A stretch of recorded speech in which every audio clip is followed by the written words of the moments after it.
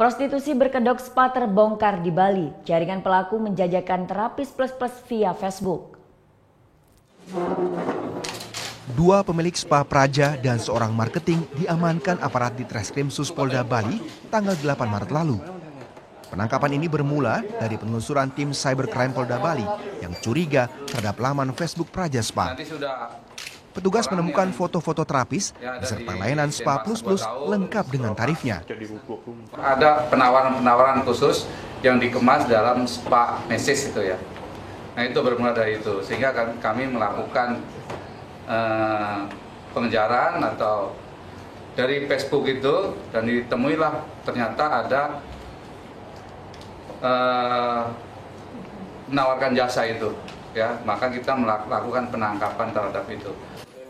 Selain 3 tersangka, polisi juga sempat mengamankan 18 terapis dan saat ini status mereka masih sebagai saksi. Bersama para tersangka, polisi menyita sejumlah barang bukti, diantaranya alat kontrasepsi. Praja Spa telah beroperasi selama 2 tahun, omsetnya mencapai 450 juta rupiah per bulan. Muhammad Hasanuddin melaporkan untuk NET. Thank you. Udah selesai nonton beritanya? Jangan pergi dulu dong. Subscribe dulu dan nonton tayangan lainnya di sini. Subscribe, nonton lagi. Subscribe, nonton lagi.